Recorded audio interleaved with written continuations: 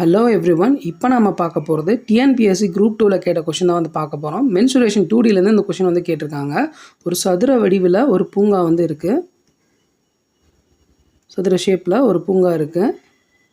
இதை சுற்றி, இந்த பூங்காவை சுற்றி 2 மீட்டர் அகலமுள்ள ஒரே அளவிலான பாதையினால் சூழப்பட்டுள்ளது. இதை சுற்றி 2 மீட்டர் அகலத்தில் எல்லா சைடுமே 2 மீட்டர் எக்ஸ்டெண்ட் பண்ணுறாங்க. ஒரு பாதை இருக்குது 2 மீட்டரில்.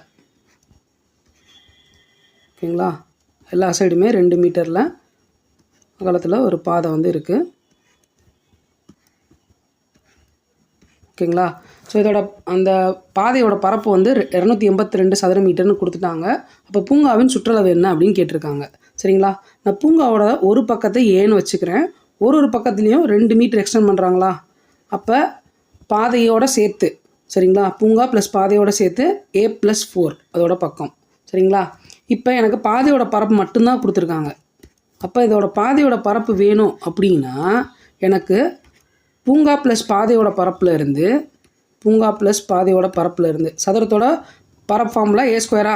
அப்போ பூங்கா ப்ளஸ் பாதையோட பரப்பில் இருந்து பூங்காவோட பரப்பை நான் மைனஸ் பண்ணிட்டேன் அப்படின்னா எனக்கு என்ன கிடச்சிரும்? பாதையோட பரப்பு 288ன்னு கிடச்சிரும். சரிங்களா? இது A+4 த ஹோல் ஸ்கொயரா? A+B த ஹோல் ஸ்கொயர் ஃபார்முலாவில் இருக்குது. அப்போ A² + 2AB. அப்போ என்ன வரும்? 8A + 16. 4 square 16 minus A² = 288 plus A² minus A² cancel. இப்போ +16 அங்கிட்டு போச்சுன்னா -16. அப்போ என்ன கிடச்சிரும்? 288ல் 16 போச்சுன்னா 272. ஆக்சுவலாக என்ன கேட்டிருக்காங்க? பூங்காவின் சுற்றளவு வந்து கேட்டிருக்காங்க. பூங்காவோட ஒரு பக்கம் வந்து A, அப்போ சுற்றளவு வந்து பார்த்திங்கன்னா 4A. அப்போ எனக்கு 8A வந்து 272னா 4A வந்து இதில் பாதி தானே. 272ல் பாதி எவ்வளவு? 136. சரிங்களா? அப்போ பூங்காவின் சுற்றளவு 136 மீட்டர். தேங்க்யூ.